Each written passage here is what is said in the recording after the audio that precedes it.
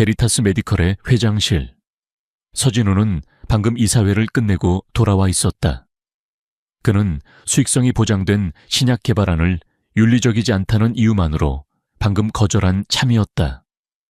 돈은 그에게 더 이상 의미가 없었다.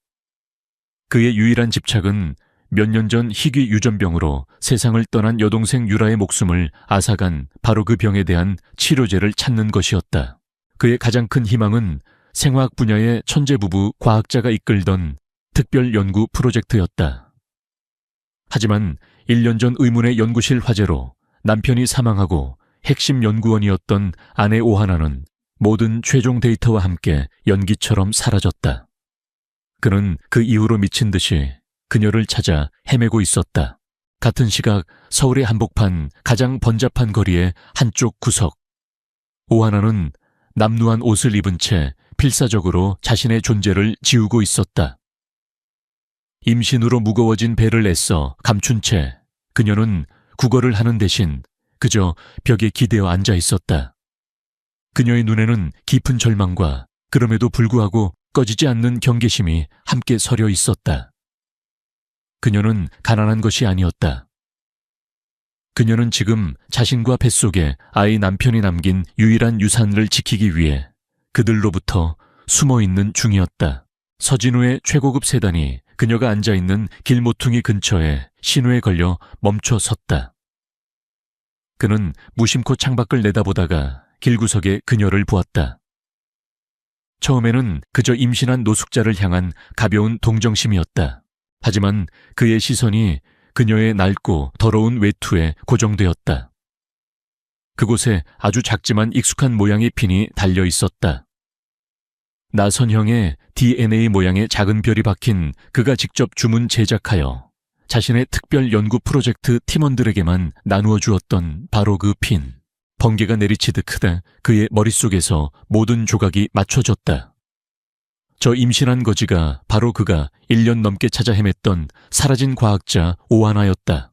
그는 자신의 경쟁자들이자 아마도 연구실 화재의 배후일지도 모르는 자들 역시 그녀를 찾고 있다는 것을 알았다. 그가 어설프게 접근했다가는 그녀를 위험에 빠뜨릴 수 있었다. 그는 즉각적이고 충격적이며 그녀를 누구도 함부로 건드릴 수 없게 만들 단호한 행동을 해야만 했다. 차문이 열렸다. 그는 충격에 빠진 운전기사를 무시하고 채소 내려 그녀에게로 똑바로 걸어갔다. 하나는 자신에게 다가오는 잘 차려입은 남자를 보고 자신을 쫓아내려는 사람이라 생각해 몸을 움츠렸다. 길을 가던 사람들의 시선이 이 기묘한 광경 최고급 정장을 입은 남자와 임신한 거지에 쏠리기 시작했다. 서진우는 그녀의 바로 앞에서 더러운 보도블록 위에 망설임 없이 한쪽 무릎을 꿇었다. 그의 손에는 반지가 없었다. 그는 그녀의 눈을 똑바로 바라보며 주위의 모든 사람들이 들을 수 있는 크고 명료한 목소리로 말했다. 나와 결혼해 주시오. 거리는 순간 완전한 침묵에 휩싸였다. 그리고 그 침묵은 이내 사람들의 경악과 황금이 휴대폰을 꺼내 이 비현실적인 장면을 녹화하는 소리로 깨졌다. 하나는 충격과 혼란 속에서 텅 빈 눈으로 그를 바라보았다. 그녀는 그를 알아보았다. 자신의 프로젝트에 자금을 댔던 베리타스 메디컬의 유명한 회장 서진우. 그가 자신을 알아봤다는 것을 그녀는 즉시 깨달았다. 하지만 청은 여기서 지금 도무지 이해할 수 없었다. 그는 강렬하고 절박한 눈빛으로 그녀를 바라보고 있었다. 그 눈빛은 마치 이렇게 말하는 듯했다. 일단 내 연극에 맞춰줘요. 당신의 목숨이 걸린 일이니. 수많은 행인들과 그들을 둘러싼 휴대폰 카메라의 링 안에서 한 명의 백만장자가 임신한 거지 앞에 무릎을 꿇고 있었다. 거대한 미디어 폭풍이 막 시작되려 하고 있었다. 두 사람의 인생을 영원히 바꿔놓을 이 설명 불가능하고 미친 행위와 함께 일장의 막이 내리고 있었다. 서진우의 차가 기자들과 구경꾼들의 혼란을 뚫고 미친 듯이 질주하는 동안 오하나는 충격 속에서 여전히 정신을 차리지 못하고 있었다. 그녀는 본능적으로 자신의 배를 감싸 안은 채 경계심과 적대감 가득한 눈으로 옆에 앉은 남자를 쏘아보았다. 도대체 무슨 짓이에요? 왜 나한테? 서진우는 앞만 본 채 침착하지만 단호한 목소리로 말했다. 오하나 박사님, 당신을 찾고 있었습니다. 자세한 이야기는 안전한 곳에서 하도록 하죠. 오하나 박사. 그녀의 진짜 이름과 직함. 그가 자신을 완벽하게 알고 있다는 사실에 그녀는 더 이상 저항할 수 없었다. 차는 높은 담과 최첨단 보안 시스템으로 둘러싸인 거대한 요새 같은 저택에 도착했다. 그녀는 남루한 옷차림 그대로 가죽과 대리석으로 꾸며진 비현실적인 공간 안으로 들어섰다. 하인들은 그녀에게 깨끗한 옷과 따뜻한 음식을 내왔지만 그녀는 이 모든 것을 금으로 만든 새장처럼 느꼈다. 그녀는 그 누구도 특히 이 남자를 믿을 수 없었다. 안전이 확보된 서재에서 서진우는 마침내 자신의 이야기를 털어놓았다. 그는 자신의 여동생 유라의 사진을 보여주며 그녀를 죽음으로 몰고 간 희귀 유전병에 대해 이야기했다. 그의 목소리에는 깊은 고통과 집착이 서려 있었다. 오 박사님의 연구 프로젝트는 유일한 희망이었습니다. 유라의 마지막 소원이기도 했고요. 저는 연구실 화재 사건 이후 당신을 계속 찾아다녔습니다. 당신의 데이터가 수많은 사람들의 목숨을 구할 열쇠라고 믿었으니까요. 그는 길거리에서의 갑작스러운 청혼이 어쩔 수 없는 최후의 수단이었다고 설명했다. 김도윤 박사와 옴니젠이 당신을 찾고 있다는 걸 알고 있었소. 내가 당신을 공개적으로 내 사람으로 만들지 않았다면 당신은 오늘 밤 살아남지 못했을지도 모르오. 그가 경쟁사의 이름과 자신의 옛 동료이자 남편의 원수인 김도윤의 이름을 언급하자 하나의 심장이 차갑게 내려앉았다. 그녀는 그의 말을 들었지만 마음의 문을 열지 않았다. 남편은 살해당했고 그녀의 인생은 파괴되었다. 그녀는 더 이상 아무도 믿을 수 없었다. 내 영혼은 남편의 목숫과 맞바꾼 거예요. 그 가치를 모르는 사람에게 아무에게나 넘겨줄 수 없어요. 그녀는 그의 동기가 단지 돈을 위한 기술인지 의심했다. 그녀는 일단 이곳에 머무르겠지만 그를 계속해서 경계할 것이라는 뜻을 분명히 했다. 한편 그 시각 거대 제약회사 옴니젠의 차갑고 현대적인 회장실. 김도윤 박사는 거대한 스크린에 떠있는 세기의 길거리 청혼 뉴스를 보며 분노를 억누르고 있었다. 그는 오하나가 죽었거나 영원히 사라졌다고 생각했다. 그런데 그녀가 자신의 가장 큰 자금줄이자 경쟁자인 서진우의 보호 아래 세상에서 가장 화려한 방식으로 재등장한 것이다. 그는 오하나가 입을 열거나 그녀의 연구를 재현해내는 순간 자신이 도둑질과 살인으로 쌓아 올린 이 모든 제국이 무너져 내릴 것이라는 사실을 알았다. 그는 자신의 무자비한 보안실장에게 전화를 걸었다. 그의 명령은 섬뜩할 정도로 정확했다. 오하나는 반드시 죽어야 한다. 하지만 서진우 회장의 약혼녀가 됐으니 사고처럼 보여야겠지. 흔적 없이 완벽하게 처리해. 다시 서진우의 저택. 하나는 호화로운 방 창가에 서서 도시의 불빛을 내려다보고 있었다. 1년 만에 처음으로 안전을 느꼈지만 동시에 그 어느 때보다 더 갇혀 있다는 기분이 들었다. 그녀는 자신의 배를 어루만졌다. 그녀는 영원히 숨어 지낼 수 없다는 것을 알았다. 아이를 지키고 남편의 복수를 하기 위해서 그녀는 어쩌면 이 이상하고 집착 강한 백만장자를 믿어야 할지도 모른다. 깨지기 쉽지만 거대한 판돈이 걸린 동맹이 형성되기 시작하고 있었다. 그리고 저택의 담장 밖에서는 이미 치명적인 위협이 어둠 속에서 움직이기 시작했다. 게임의 판은 짜여졌고 그녀는 이 거대한 체스판의 중심에 선 내키지 않는 여왕이었다. 며칠 동안 서진우는 오하나의 경계심을 풀기 위해 노력했다. 그는 연구 데이터에 대해 묻거나 그녀를 다그치지 않았다. 대신 그는 자신의 가장 깊고 아픈 상처를 그녀에게 보여주기로 결심했다. 그는 그녀를 저택의 한쪽 별관으로 데려갔다. 그곳은 세상을 떠난 그의 여동생 서유라를 위해 보존된 공간이었다. 유라가 쓰던 물건들, 그녀의 웃는 모습이 담긴 사진들, 그리고 그녀가 병마와 싸웠던 흔적들이 고스란히 남아 있었다. 그는 여동생을 지키지 못했다는 죄책감과 치료제를 찾겠다는 절박한 약속에 대해 털어놓았다. 그의 진심 어린 고통은 같은 상처를 가진 하나의 마음을 움직였다. 그녀는 그의 집착이 단순한 이유는 추구가 아니라 자신과 같은 사랑하는 사람을 잃은 자의 깊은 슬픔에서 비롯되었음을 깨달았다. 마침내 그녀는 그를 믿기로 결심했다. 아주 조금씩, 그리고 조심스럽게 그녀는 그의 서재에서 진실의 일부를 털어놓았다. 우리 프로젝트의 세 번째 파트너였던 김도윤 박사. 그가 우리를 배신했어요. 그녀는 김도윤이 어떻게 자신들의 마지막 실험을 방해하고 연구 결과물을 훔쳤으며 산업 스파이라는 누명을 씌워 연구실 화재를 일으켰는지에 대해 설명했다. 하지만 그녀는 남편이 그 화재 속에서 사고로 죽은 것이 아니라 살해당했다는 가장 핵심적인 사실은 아직 숨겼다. 그 누구도 믿을 수 없었던 그녀에게 그것은 아직 꺼내기 너무나 무거운 진실이었다. 그녀의 이야기를 들은 서진우의 눈빛은 차갑게 굳어졌다. 치료제를 찾기 위한 그의 여정은 이제 정의를 구현하기 위한 여정이 되기도 했다. 그는 자신의 약속을 즉시 이행했다. 그는 저택의 지하 벙커를 세계 최고 수준의 생화학 연구실로 개조하라고 지시했다. 비밀리에 고용된 기술자 팀이 밤낮으로 일했고 최첨단 장비들이 야음을 틈타 저택으로 옮겨졌다. 일주일 만에 잊혀졌던 지하 공간은 그녀가 잃어버렸던 연구실보다 훨씬 더 뛰어난 그녀만을 위한 비밀 실험실로 재탄생했다. 마침내 오하나는 자신의 새로운 연구실에 들어섰다. 1년여 만에 그녀는 다시 자신의 세계로 돌아온 것이다.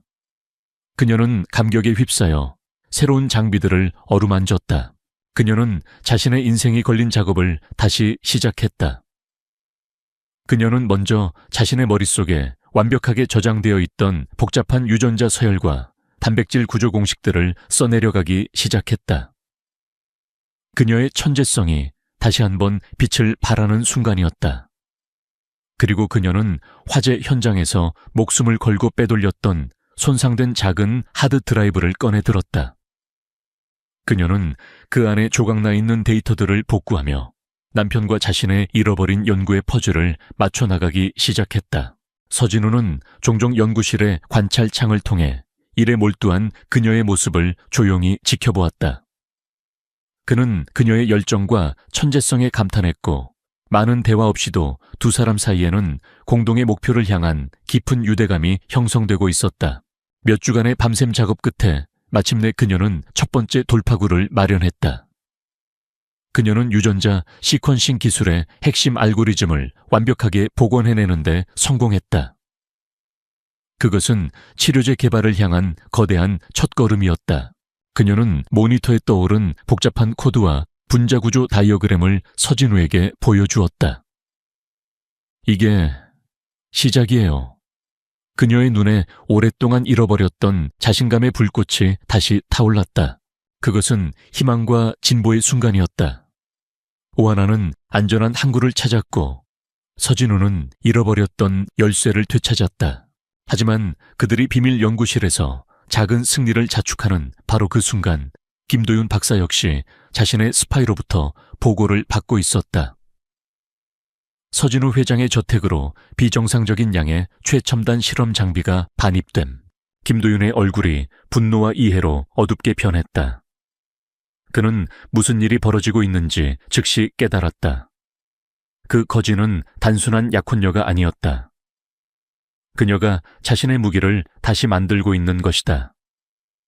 그는 그녀가 그것을 완성하기 전에 더욱 강력하고 직접적인 공격을 감행해야 한다는 것을 깨달았다. 두 사람의 짧은 평화는 이제 곧 산산조각이 날 터였다. 김도윤 박사는 오하나가 성공하게 둘 수 없었다. 그는 서진우의 철옹성 같은 저택에 쉽게 접근할 수 없다는 것을 깨닫고 먼저 외부에서부터 그녀를 무너뜨리는 공격을 시작했다. 그는 돈으로 매수한 타블로이드 기자들에게 교묘하게 왜곡된 정보들을 흘렸다. 충격 서진우 회장의 신데렐라 과거 정신병력 있는 사기꾼. 희대의 길거리 청혼 알고 보니 슬픔에 잠긴 재벌을 등친 계획적 접근. 과 같은 자극적인 기사들이 인터넷을 도배하기 시작했다. 그들은 그녀가 과거 산업 스파이 혐의로 쫓겨났다는 사실을 부풀리고 그녀의 임신의 진위까지 의심하며 그녀를 비정상적인 정신 상태의 교활한 사기꾼으로 몰아갔다. 이 미디어 공격은 베리타스 메디컬을 뒤흔들었다. 이 사진들은 회사의 명성에 흠집이 가는 것을 두려워하며 서진우에게 그 여자를 정리하라고 압박했다. 하지만 서진우는 맹렬하게 그녀를 방어했다. 이것은 그저 소음일 뿐이오. 저들이 두려워하고 있다는 증거지. 우리는 진실이라는 무기를 가지고 있어. 그는 언론의 공격에 흔들리는 하나를 동정이 아닌 차가운 결의로 다독였다. 그의 굳건한 태도는 오히려 두 사람의 동맹을 더욱 강하게 만들었다. 외부에서의 심리전이 계속되는 동안 김도윤의 진짜 공격이 시작되었다. 그는 단순한 폭력배가 아닌 침투 전문 요원들을 고용하여 서진우의 저택에 잠입시켰다. 그들의 목표는 단 하나, 오하나의 제거였다. 어느 깊은 밤 침투조는 저택의 보안 시스템을 우회하여 담을 넘었다. 하지만 그들은 서진우의 충직한 경호실장을 너무 얕보고 있었다. 전직 특수부대 출신인 경호실장은 경보 시스템이 감지하지 못한 미세한 침입의 흔적을 발견했다. 저택의 넓은 정원에서 보이지 않는 고양이와 쥐의 게임이 시작되었다. 침투 요원 중 한 명이 마침내 지하 연구실로 통하는 환기구 근처까지 접근했다. 하지만 그가 환기구 덮개를 열려는 순간 어둠 속에서 서진우의 경호팀이 나타나 그의 앞을 막아섰다. 소음기가 달린 총격음과 짧고 격렬한 격투가 순식간에 벌어졌다. 소라는 하나이가 있는 연구실까지는 들리지 않게 신속하고 조용하게 제압되었다. 서진우는 침입 시도가 있었다는 보고를 받았다. 그는 김도윤이 상상 이상으로 위험하고 절박한 상대라는 것을 깨달았다. 자신의 요새였던 저택마저 침범당한 것이다. 그는 지하 연구실로 내려갔다. 그는 임신한 그녀를 자극하지 않기 위해 방금 전의 총격전에 대해서는 말하지 않았다. 하지만 그의 목소리는 그 어느 때보다 무겁고 단호했다. 오 박사, 더 이상 숨어서 방어만 할 수는 없게 되었어. 우리가 공격해야만 하오. 그가 우리를 완전히 파멸시키기 전에 연구를 끝내야만 합니다. 추상적이었던 과학 연구는 이제 생존을 위한 전쟁 무기가 되었다. 하나의 어깨에 자신과 뱃속의 아이, 그리고 자신을 지키기 위해 모든 것을 건한 남자의 목숨까지 걸리게 된 것이다. 그녀의 눈에서 두려움이 사라졌다. 그 자리에는 차갑고 강철 같은 결의가 들어찼다. 그녀는 서진우를 바라보며 말했다. 시간을 조금만 더 벌어주세요. 거의 다 왔어요. 다음 장에서 벌어질 마지막 결전을 향한 무대가 마련되고 있었다. 비밀 연구실 아노하나는 마지막 사투를 벌이고 있었다. 그녀는 단순히 잃어버린 기술을 재현하는 것을 넘어 서진우의 여동생을 죽음으로 몰고 갔던 바로 그 유전병에 대한 완벽한 표적 치료제를 완성하기 직전이었다. 시간과의 싸움이었다. 그녀의 배는 나날이 무거워졌지만 그녀의 정신력은 그 어느 때보다 날카롭게 타오르고 있었다. 서진우는 그런 그녀의 곁을 지켰다. 두 사람 사이에는 이제 어색함 대신 말없이 서로를 격려하는 깊은 동지애가 흐르고 있었다. 하지만 김도윤 박사는 그들에게 더 이상 시간을 허락하지 않았다. 그는 자신의 정보원을 통해 오하나가 곧 성공할 것이라는 사실을 알게 되었다. 그녀의 과학적 성공은 곧 자신의 파멸을 의미했다. 그는 마지막 도박을 걸기로 결심했다. 더 이상 교활한 언론 플레이나 은밀한 침투가 아니었다. 그는 전직 용병들로 이루어진 무자비한 팀을 고용하여 서진우의 저택을 정면으로 공격하라는 명령을 내렸다. 그의 목표는 단 하나 오하나와 그녀의 연구 결과물, 그리고 그곳에 있는 모든 증인들을 이 세상에서 완전히 지워버리는 것이었다. 어느 새벽 고요했던 저택 전체에 찢어질 듯한 경보음이 울려 퍼졌다. 저택의 높은 담벼락 일부가 폭약으로 무너져 내렸고 검은 전투복을 입은 용병들이 안으로 쏟아져 들어왔다. 저택은 순식간에 전쟁터로 변했다. 창문마다 강철 셔터가 내려오고 저택은 외부와 완벽하게 차단된 요새가 되었다. 두 개의 전선에서 두 개의 전투가 동시에 시작되었다. 지상의 전투. 서진우는 자신의 경호실장과 함께 방어 작전을 지휘했다. 그들은 수적으로는 열세였지만 요새화된 저택의 구조와 최첨단 방어 시스템을 이용하여 필사적으로 저항했다. 그는 더 이상 냉정한 경영자가 아니었다.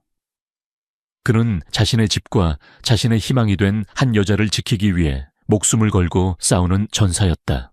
지하의 전투. 오하나는 봉쇄된 연구실 안에서 희미하게 들려오는 총성과 폭발음을 들으며 컴퓨터와 씨름하고 있었다. 그녀의 시간은 얼마 남지 않았다. 연구실의 전력이 끊기거나 문이 뚫리기 전에 그녀는 마지막 유전자 서열 분석과 데이터 취합을 끝내야만 했다. 그녀의 손가락은 키보드 위를 날아다녔고 모니터에는 수만 개의 염기 서열이 폭포수처럼 흘러내렸다. 죽은 남편의 명예 뱃속, 아이의 미래, 그리고 수많은 사람들의 목숨이 그녀의 손끝에 달려 있었다. 용병들은 집요했다. 그들은 강력한 장비를 이용해 저택의 방어선을 하나씩 뚫고 마침내 지하 연구실로 향하는 복도까지 진입했다. 서진우와 남은 경호팀은 연구실 문 앞에서 마지막 방어선을 구축했다. 그녀에게 단 몇 초라도 더 벌어주기 위한 처절한 사투였다. 연구실 하나하나의 컴퓨터 스크린에 메시지가 떴다. 서열 분석 완료.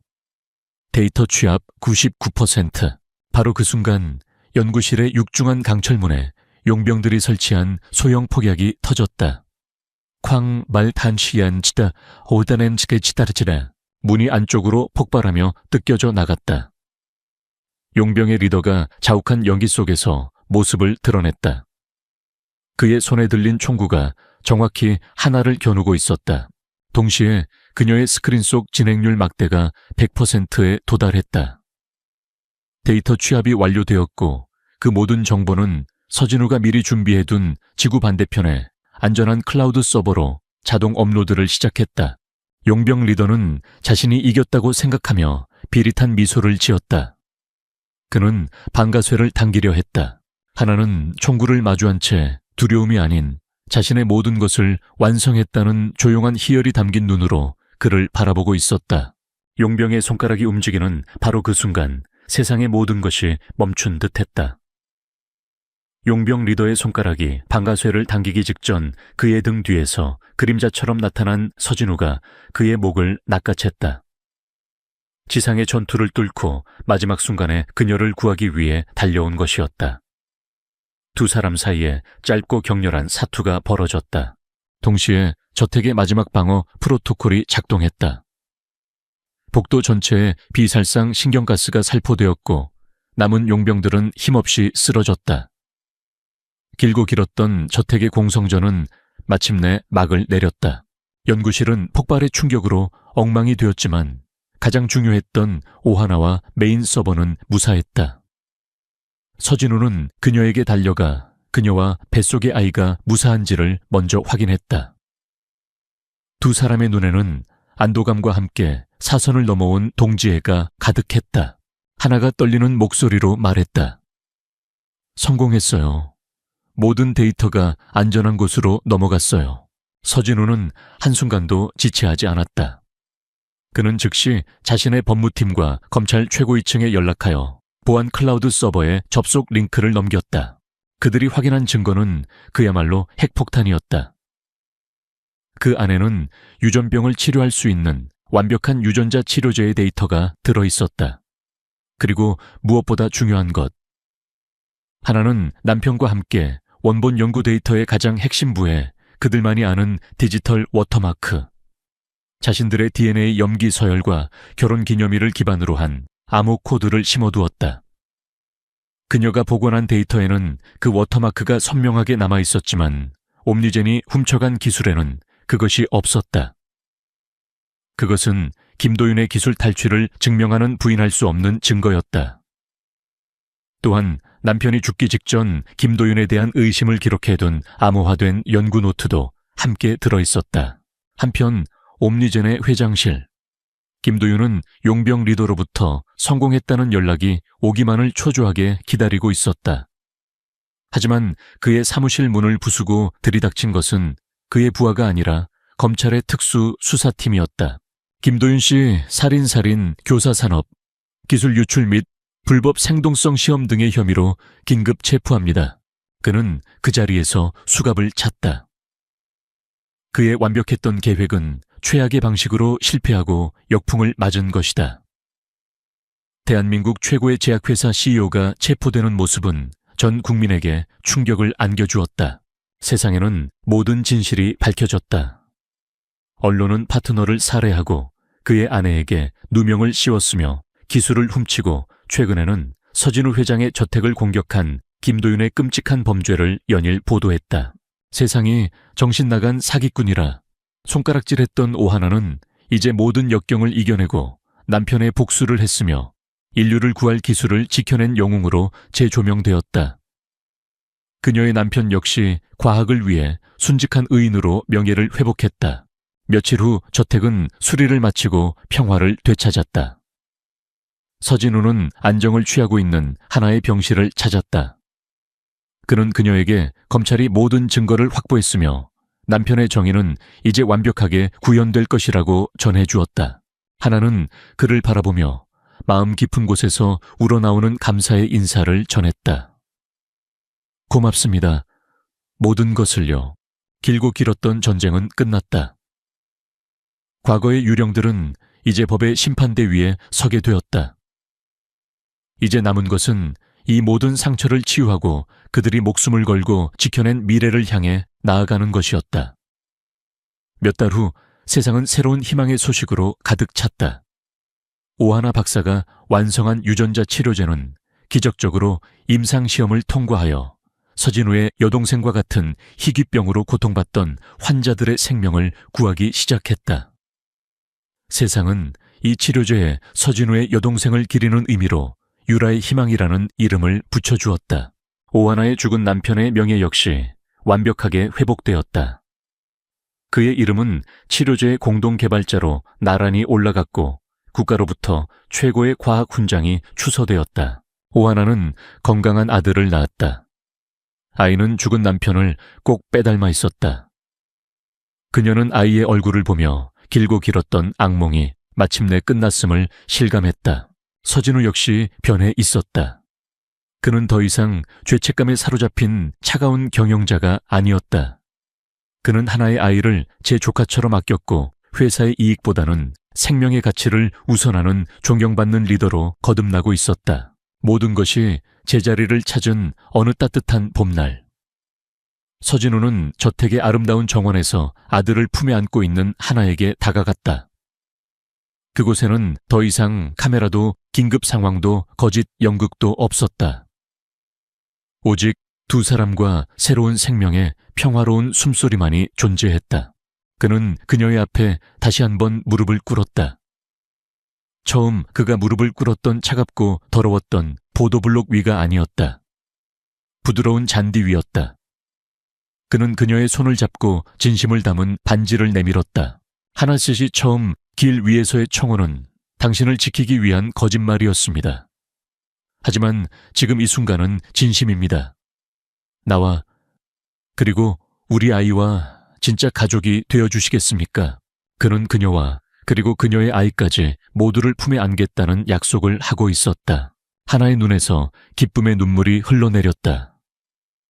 그녀는 말없이 고개를 끄덕였다. 세 사람은 함께 따스한 봄 햇살 아래 서 있었다. 피로 맺어진 가족은 아니었지만 함께 죽음의 문턱을 넘고 함께 정의를 위해 싸웠으며 함께 희망을 찾아낸 그 어떤 가족보다 더 끈끈한 유대로 묶여 있었다. 과거의 유령들은 이제 안식을 찾았다. 그리고 절망의 잿더미 위에서 새로운 희망과 사랑으로 만들어진 가족이 그들의 밝은 미래를 향해 첫걸음을 내딛고 있었다. 민설이 씨, 당신 오늘부로 해고야. 최 이사의 차가운 목소리가 고급 호텔의 회의실 안을 가득 채웠다. 그의 얼굴에는 자신의 부하 직원이자 재능 있는 후배를 내치는 것에 대한 아주 작은 미안함도 없었다. 오직 승리자의 오만함과 냉혹함만이 가득할 뿐이었다. 네 이사님, 그게 무슨... 민설이는 자신의 귀를 의심했다. 그녀는 자신이 지난 3년간 밤낮을 가리지 않고 매달렸던 새로운 향수 프로젝트, 별의 눈물, Tears of a Star의 최종 보고를 막 마친 참이었다. 초의 이사는 조작된 서류 몇 장을 그녀의 앞에 던졌다. 당신이 경쟁사에 우리 회사의 기밀 포뮬러를 유출했다는 증거야. 그것도 실패작 가짜 포뮬러를 넘겨서 회사의 신뢰도까지 망가뜨렸어. 당신 같은 배신자를 더 이상 데리고 있을 수 없지. 모든 것이 거짓말이었다. 그가 말하는 기밀 포뮬러는 사실 그가 서리의 완벽한 별의 눈물, 포뮬러를 훔친 뒤 그녀를 내쫓기 위해 일부러 만들어낸 조잡한 가짜였다. 그는 그녀의 모든 것을 빼앗고 그녀에게 배신자라는 누명까지 씌운 것이다. 서리는 너무나도 큰 충격과 배신감에 아무 말도 할 수 없었다. 그녀의 타고난 소심함은 이런 극단적인 상황 앞에서 그녀의 혀를 마비시켜버렸다. 그녀는 그저 입술을 깨물며 고개를 숙인 채 부들부들 떨고만 있었다. 당장 나가. 다시는 내 눈에 띄지 마. 그렇게 그녀는 자신이 몸담았던 회사에서 가장 굴욕적인 방식으로 쫓겨났다. 그녀는 넋이 나간 사람처럼 호텔의 복도를 걸었다. 발걸음은 아무런 목적지도 없이 그저 정처 없이 움직였다. 그녀는 사람들이 다니지 않는 직원용 서비스, 복도의 한적한 구석에 있는 작은 벤치에 주저앉았다. 그리고 그 순간 그녀를 짓누르고 있던 모든 감정들이 한꺼번에 터져 나왔다. 억울한 분노, 배신감, 그리고 자신의 꿈이 산산조각 났다는 절망감. 그녀는 어린아이처럼 소리내어 울기 시작했다. 그녀의 손에는 작은 샘플 유리병 하나가 꼭 쥐어져 있었다. 바로 진짜 별의 눈물. 그녀의 영혼과도 같은 마지막 작품이었다. 한편 같은 호텔의 다른 층. 국내 최고의 럭셔리 그룹 오너스 더 어너스, 이 한태호 회장이 막 중요한 회의를 마치고 나오는 중이었다. 그는 업계에서 황금코라는 별명으로 불릴 만큼 절대적인 후각을 가진 인물이었다. 그는 방금 전 최 이사가 들고 온 새로운 향수에 대한 투자 제안을 검토하고 온 길이었다. 하지만 그는 실망했다.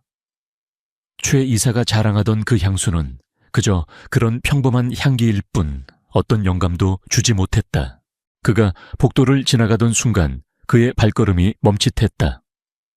어디선가 아주 희미하지만 한 번도 맡아본 적 없는 지극히 매혹적인 향기가 바람을 타고 날아오고 있었다. 그것은 단순히 좋은 향기가 아니었다. 그 안에는 이야기가 있었다. 깊은 슬픔과 그 슬픔 속에서도 반짝이는 별빛 같은 순수함, 그리고 누구도 흉내 낼 수 없는 고귀함이 담겨있는 살아있는 향기였다. 그의 황금콧과 난생 처음으로 경험하는 완벽한 향기. 그는 홀린 듯 향기가 흘러나오는 곳으로 발걸음을 옮겼다. 그곳은 한적한 서비스 복도였고 한 젊은 여자가 작은 벤치에 앉아 서럽게 울고 있었다. 태어는 원래 다른 사람의 일에는 전혀 관심이 없는 차가운 남자였다. 하지만 그의 코를 자극한 그 경이로운 향기가 그의 발목을 붙잡았다. 그는 여자가 손에 꼭 쥐고 있는 작은 유리병에서 그 향기가 새어나오고 있다는 것을 알 수 있었다. 그는 여자에게 다가갔다. 인기척을 느낀 민설이가 눈물로 얼룩진 얼굴을 들었다. 그녀는 자신의 앞에 서 있는 완벽한 수트를 입은 압도적인 존재감의 낯선 남자를 보고 겁에 질려 몸을 움츠렸다. 남자는 아무 말 없이 자신의 재킷 안주머니에서 깨끗하게 다려진 실크 손수건을 꺼내 그녀에게 건넸다. 그리고는 그의 깊고 낮은 목소리가 그녀의 절망 속으로 파고들었다. 그는 그녀의 눈물이나 그녀의 슬픔이 아닌 오직 그녀의 손에 들린 작은 유리병을 보며 물었다. 그 향수 당신 겁니까? 그 한마디가 그녀의 멈춰버린 세상의 톱니바퀴를 다시 움직이게 만들 것이라는 것을 두 사람 모두 아직 알지 못하고 있었다. 한태호 회장의 낮은 질문에 민설이는 깜짝 놀라 그를 쳐다보았다. 이 압도적인 존재감의 남자가 왜 자신의 향수에 관심을 보이는 걸까? 그녀는 경계심에 자신도 모르게 향수 샘플이 든 유리병을 등 뒤로 숨겼다. 태호는 그녀의 경계심을 눈치챘지만 다그치지 않았다. 그의 목소리에는 이상한 힘이 실려 있었다. 이야기를 듣고 싶군요. 이런 향수를 만들 수 있는 사람의 이야기라면 들어볼 가치가 있겠지. 그는 엘리베이터 쪽을 가리켰다. 여기서 이럴 게 아니라 조용한 곳으로 갑시다. 그는 울고 있는 어리둥절한 서리를 데리고 호텔의 가장 높은 층에 있는 VVIP들만 이용하는 이그제큐티브 라운지로 향했다. 그곳은 서비스 복도와는 완전히 다른 세상이었다. 조용하고 고급스러웠으며 창밖으로는 서울의 야경이 보석처럼 펼쳐져 있었다. 그는 그녀를 가장 전망 좋은 창가 자리에 앉히고 따뜻한 캐모마일 티를 주문했다. 그는 그녀가 마음을 진정시킬 때까지 아무 말 없이 기다려 주었다. 마침내 그녀의 울음이 잦아들자 그가 다시 한번 이번에는 훨씬 더 부드러운 목소리로 물었다. 당신이 흘리는 눈물, 그리고 이 향수, 무슨 관계가 있는지 말해줄 수 있겠소? 그의 예상치 못한 침착하고 진지한 태도에 그리고 더 이상 잃을 것이 없다는 절박함에 서리는 마침내 입을 열기 시작했다. 그것은 뒤죽박죽이고 감정적인 고백이었다. 그녀가 지난 3년간 자신의 모든 것을 바쳐 별의 눈물이라는 이름의 향수를 어떻게 개발했는지, 그녀의 상사인 최 이사가 어떻게 그녀의 작업을 사사건건 무시하면서도 뒤에서는 그녀의 진행 상황을 몰래 감시했는지, 그리고 마침내 그가 어떻게 그녀의 최종 포뮬러를 훔치고 조잡한 복제품을 만들어 그것을 마치 자신의 작품인 것처럼 발표했는지, 그리고 오늘 어떻게 그녀에게 가짜 포뮬러 유출이라는 누명을 씌워 그녀를 해고했는지, 그녀의 손에 들린 이 작은 유리병이 그녀의 진짜 작품의 마지막 남은 샘플이라는 것까지 그녀는 울면서 두서없이 모든 것을 털어놓았다. 태연은 그 이야기를 듣는 동안 표정의 변화는 없었지만 그의 머릿속은 그 어느 때보다도 빠르게 돌아가고 있었다. 모든 조각들이 맞춰지고 있었다. 조금 전 최 이사가 자신에게 보여주었던 그 평범하고 지루했던 향수 샘플은 바로 이 여자가 말하는 가짜였던 것이다. 그리고 지금 자신의 코를 자극하는 이 경이로운 향기가 바로 진짜였다. 최 이사는 사기꾼이었다. 그는 훔친 그것도 조잡한 가짜 상품을 가지고 자신의 회사에 투자를 받으려 했던 것이다. 이것은 단순한 표절 사건이 아니었다. 수백억 원이 오고 갈 수 있는 거대한 투자 사기극이었다. 향기에 대한 그의 순수한 관심은 이제 차가운 전략적 계산으로 바뀌고 있었다. 그는 눈앞에 무너져 내린 여자를 바라보았다. 그는 그녀에게서 단순히 피해자가 아닌 천재적인 창조자이자 이 사기극의 핵심 증인을 보았다. 그는 제안을 했다. 그것은 자선이 아니었다. 비즈니스 제안이었다. 민설이 씨. 그가 처음으로 그녀의 이름을 불렀다. 당신의 그 눈물이 그리고 당신의 그 향수가 진짜라는 것을 증명하고 있어. 나는 당신의 복수를 돕지. 그리고 당신의 명예와 그 향수를 되찾아 주겠소. 그의 목소리에는 거부할 수 없는 힘이 있었다. 그 대가로 당신은 나를 도와야 하오. 나는 당신의 그 향수, 그리고 향수에 대한 당신의 전문적인 지식이 필요해. 최 이사의 그 추악한 사기극을 만천에 증명해야 하니까 서리는 충격에 휩싸였다. 이 강력한 남자가 자신을 파멸시킨 그 남자를 상대로 자신을 돕겠다고 제안하고 있었다. 너무나도 비현실적인 이야기였다. 그녀는 여전히 두려웠다. 하지만 해고당한 그 순간 이후 처음으로 그녀의 절망 속에서 아주 작은 희망의 불꽃이 피어오르기 시작했다. 그는 그녀에게 단순한 복수가 아닌 정의를 실현할 기회를 제안하고 있었다.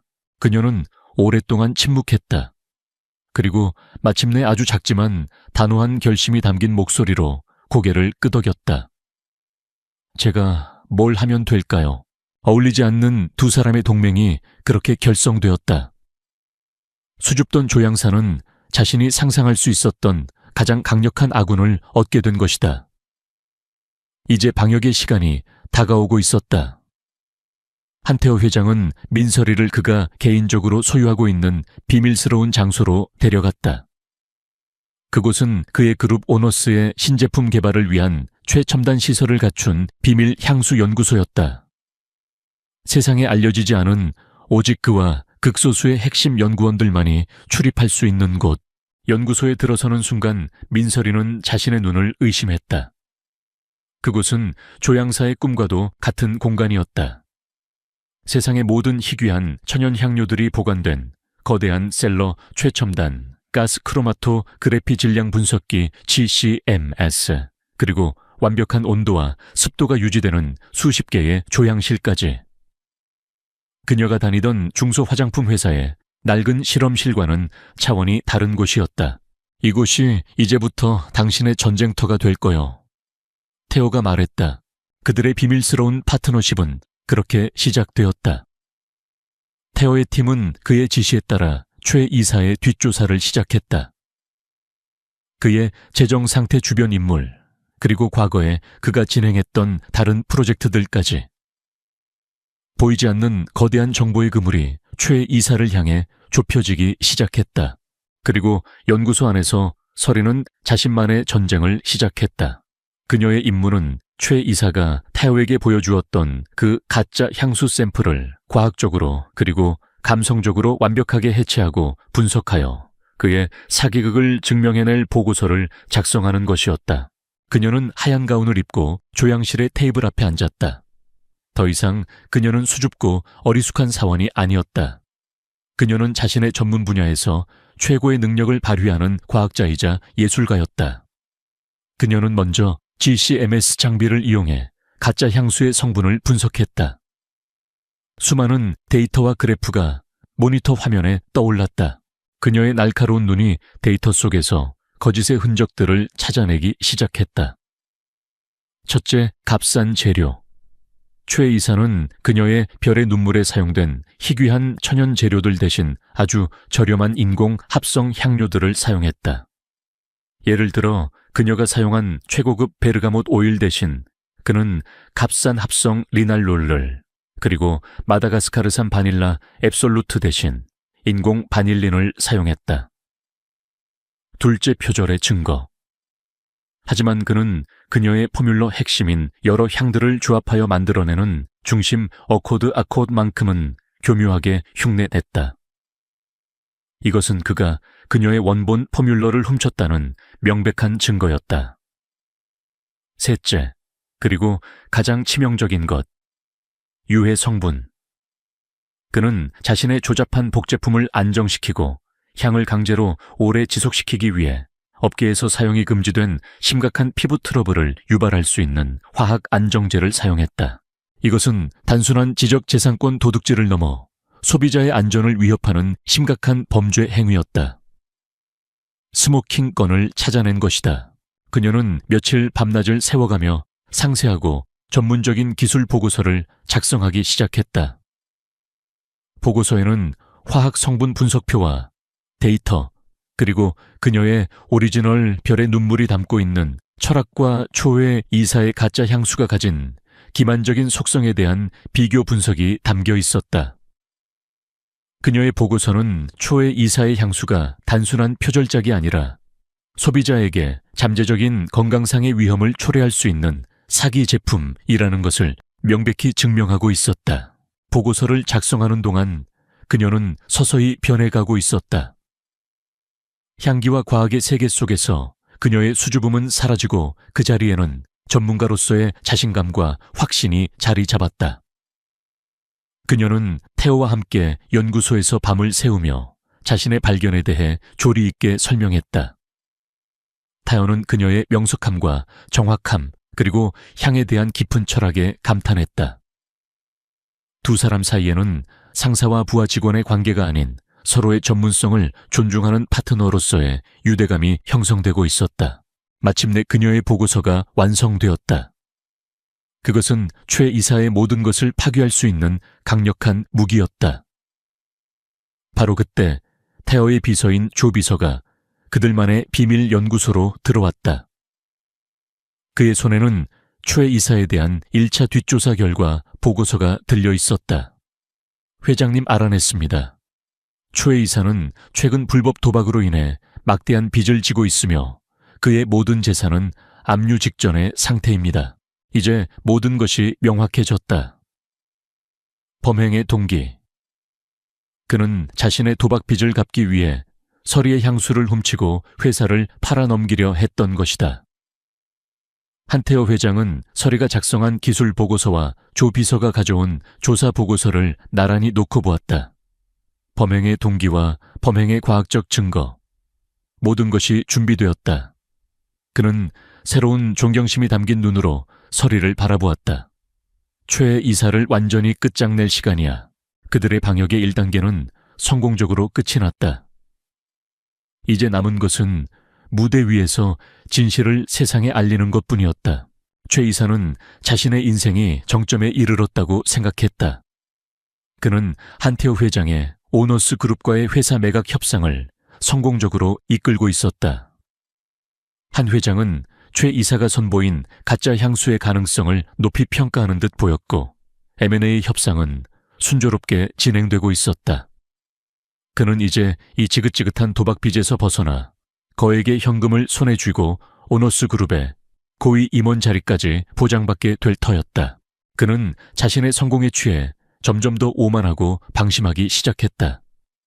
그는 자신을 성가시게 했던 그 어린 조향사 민설이를 완전히 잊어버렸다. 그에게 그녀는 이제 길게 버려진 돌멩이만도 못한 존재였다. 하지만 그가 모르는 사이에 거대한 그물은 그의 숨통을 향해 조용히 그리고 맹렬하게 조여오고 있었다. 한태호 회장의 지시를 받은 조 비서와 그의 팀은 최 이사의 모든 것을 파헤치고 있었다. 그들은 최 이사의 도박빚 규모와 그가 불법 사채업자들에게 협박당하고 있다는 사실을 알아냈다. 범행의 동기가 명확해졌다. 그들은 또한 과거 최 이사 밑에서 일하다가 아이디어를 빼앗기고 쫓겨났던 다른 주니어 연구원들을 찾아내어 그의 과거 행적에 대한 증언들을 확보했다. 그의 파렴치한 행각이 이번이 처음이 아니라는 증거였다. 그리고 마침내 그들은 결정적인 증거를 손에 넣었다. 서리가 발견해낸 그 유해 화학 안정제.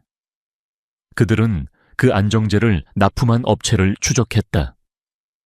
그리고 최 이사가 그 업체 관계자와 통화하며 증거 인멸을 지시하는 내용을 합법적인 감청을 통해 녹음하는 데 성공했다.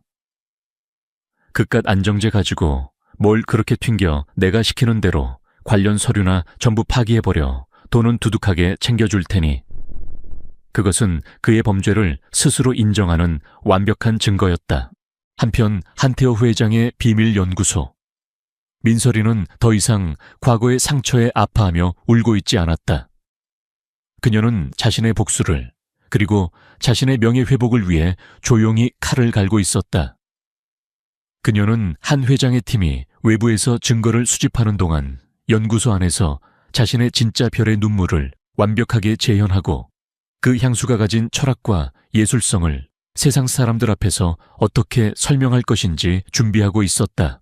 그녀는 이제 단순히 과학 보고서를 쓰는 연구원이 아니었다. 그녀는 자신의 작품을 세상에 선보일 준비를 하는 자신감 넘치는 예술가로 변모하고 있었다. 그녀의 눈빛에서는 수줍음 대신 자신의 창조물에 대한 깊은 자부심과 확신이 빛나고 있었다. 마침내 모든 준비가 끝났다. 한태호 회장은 최 이사 측에 회사 인수 계약에 최종적으로 합의하겠다는 의사를 전달했다. 그리고 그 계약 체결을 위한 공식적인 조인식 및 기자회견을 제안했다. 최 이사는 마침내 모든 것이 자신의 뜻대로 되었다고 확신했다. 그는 의심 없이 그 제안을 받아들였다. 그는 기자들 앞에서 자신이 개발한 위대한 향수와 함께 화려하게 스포트라이트를 받으며 자신의 성공을 만천에 알리고 싶었다. 그는 알지 못했다. 그 화려한 조인식이 사실은 자신의 모든 죄가 폭로될 공개적인 처형대가 될 것이라는 사실을. 조인식 전날 밤, 최 이사는 자신의 호화로운 아파트에서 최고급 샴페인을 터뜨리며 자신의 장밋빛 미래를 축하하고 있었다. 그는 곧 모든 빚을 청산하고 돈과 명예를 모두 손에 쥔 승리자가 될 터였다. 그는 거울 앞에 서서 내일 기자들 앞에서 할 연설을 연습했다. 그의 얼굴에는 오만함과 탐욕이 가득했다. 같은 시각 민설이는 연구소의 조향실에 홀로 앉아 있었다. 그녀의 앞에는 완벽하게 재탄생한 그녀의 작품 별의 눈물이 놓여 있었다. 그녀는 조용히 그 향기에 첫 노트를 맡았다. 그 안에는 그녀가 겪었던 슬픔과 절망하지만 그 모든 것을 이겨낸 희망과 순수함이 담겨 있었다. 그녀는 내일 자신의 모든 것을 걸고 이 진실의 향기를 세상에 알려야 했다. 그녀는 두려웠지만 물러서지 않을 터였다. 반역자의 거짓된 자부심과 창조자의 진실된 자부심이 마침내 정면으로 충돌할 시간이 다가오고 있었다. 최종 계약 및 신제품 발표회 전날 밤, 한태호 회장의 비밀 연구소에는 무거운 긴장감이 감돌았다. 한태호와 조비서 그리고 민설이 단 3사람이 마지막 작전 회의를 하고 있었다. 계획은 이렇습니다. 조비서가 내일의 계획을 브리핑했다. 1단계 행사가 시작되면 최 이사가 먼저 단상에 올라 자신의 걸작 향수와 이번 M&A 계약의 성공을 자축하는 연설을 할 겁니다. 2단계 그의 연설이 끝나면 회장님께서 무대에 오르십니다. 처음에는 그를 칭찬하며 우리 그룹의 정직과 품질의 철학에 대해 이야기하며 그를 방심하게 만듭니다. 3단계 그리고 저희가 수집한 증거들을 하나씩 공개합니다. 그의 도박빚 과거의 표절 행적에 대한 증언들, 그리고 결정적으로 그가 증거인멸을 지시하는 통화 녹음 파일. 이로써 그의 신뢰도를 완전히 무너뜨립니다. 그리고 마지막 4단계, 조비서의 시선이 서리에게 향했다. 회장님께서 이 향수의 진짜 주인을 무대 위로 부를 겁니다. 바로 민설이 씨, 당신입니다. 당신은 그 자리에서 당신의 진짜 별의 눈물이 어떤 향수인지, 그리고 최 이사의 것이 얼마나 조잡한 가짜인지를 증명해야 합니다. 모든 계획을 듣고 서리의 얼굴이 하얗게 질렸다. 그녀는 수백 명의 기자들과 투자자들, 그리고 업계의 모든 거물들이 지켜보는 앞에서 자신을 파멸시킨 그 남자를 상대로 자신의 작품을 변호해야만 했다. 제가 과연 할 수 있을까요? 저 같은 사람이 그렇게 많은 사람들 앞에서. 그녀의 목소리가 염소처럼 떨렸다. 그녀는 자신이 쓴 완벽한 기술 보고서와 그녀가 만든 아름다운 향수를 보았다. 하지만 그것을 세상에 알릴 용기가 자신에게는 없다고 생각했다.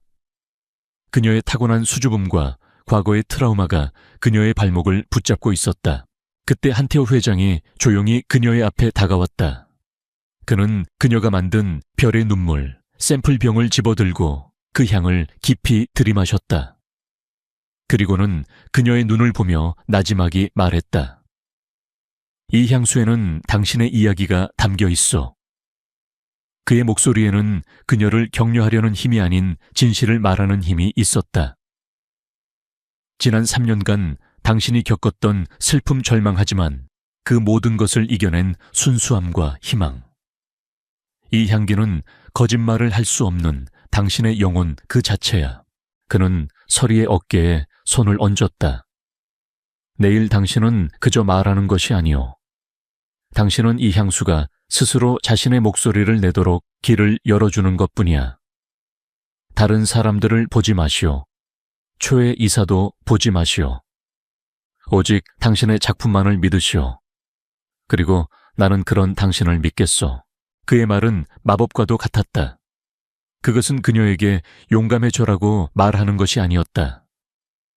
그것은 그녀에게 그녀 자신의 작품이 가진 힘을, 그녀가 걸어온 시간의 진실성을 믿으라고 말하는 것이었다. 서리는 그날 밤 잠을 자지 않았다. 그녀는 연설문을 외우는 대신 자신의 작품 별의 눈물과 함께 밤을 새웠다. 그녀는 그 향기를 만들었던 첫 순간부터 모든 기억들을 다시 떠올렸다. 별빛이 쏟아지던 밤의 영감, 수백 번의 실패와 좌절, 그리고 마침내 완벽한 조화를 찾아냈을 때의 환희. 그 모든 감정들이 향기 속에 살아 숨 쉬고 있었다. 그녀는 더 이상 자신을 수줍고 보잘것없는 조향사라고 생각하지 않았다. 그녀는 별의 눈물이라는 위대한 작품을 탄생시킨 창조자였다. 조인식 당일 아침, 한태호 회장의 팀이 준비해준 심플하지만 우아한 드레스를 입은 민설이가 거울 앞에 섰다. 거울 속의 그녀는 여전히 그녀였지만 그녀의 눈빛은 완전히 달라져 있었다. 두려움은 여전히 남아있었지만 그 밑바닥에는 조용하지만 그 무엇으로도 깨뜨릴 수 없는 단단한 결의가 자리 잡고 있었다. 그녀는 자신의 손에 별의 눈물이 담긴 작은 향수병을 쥐었다.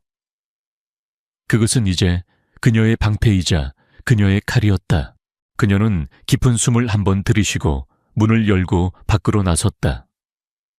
자신의 악마와 마주하고 자신의 꿈을 되찾기 위해. 발표회의 전야는 끝났다. 이제 심판의 날이 밝아오고 있었다. 계약 조인식 및 신제품 발표회가 열리는 호텔의 그랜드 볼룸.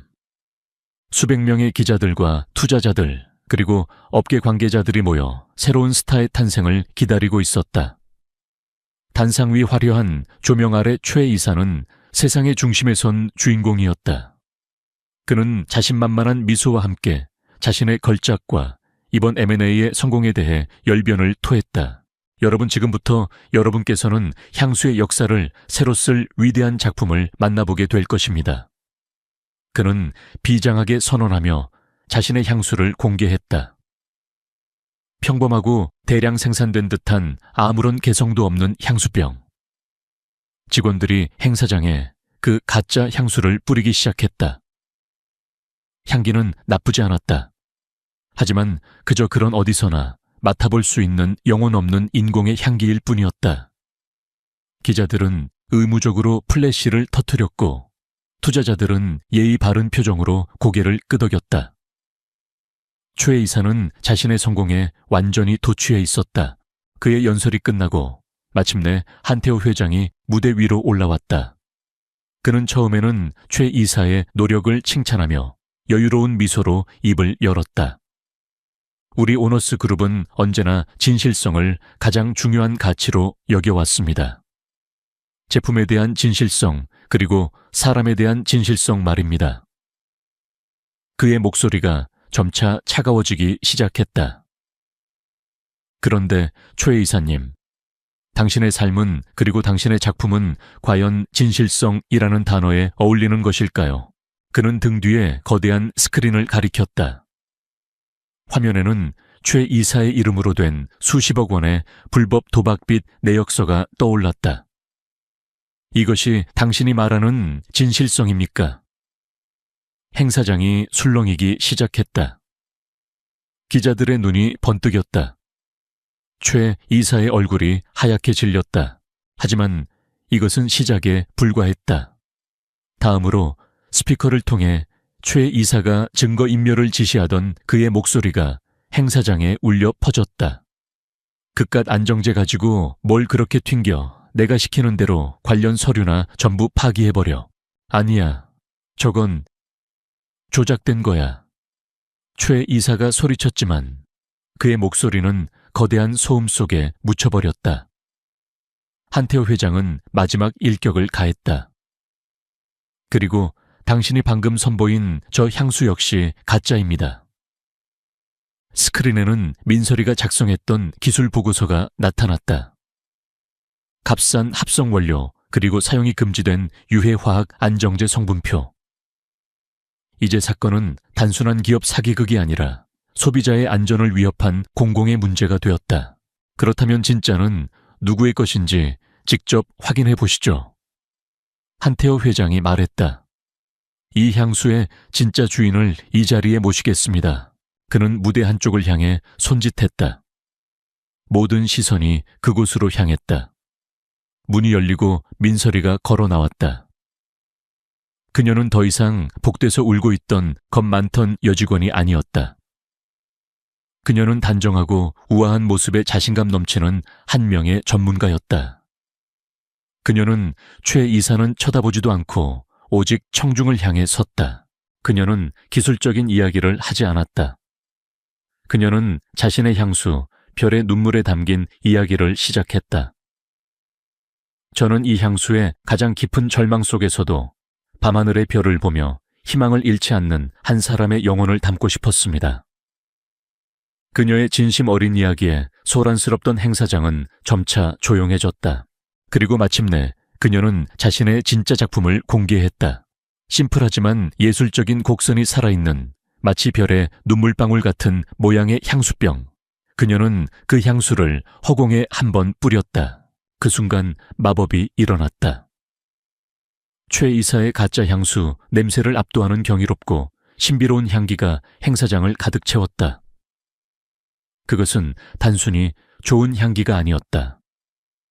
그 안에는 슬픔과 위로, 순수함과 희망, 그리고 고귀한 아름다움이 모두 담겨있는 살아있는 예술 작품이었다. 행사장의 모든 사람들이 숨을 죽인 채 그 향기에 매혹되었다.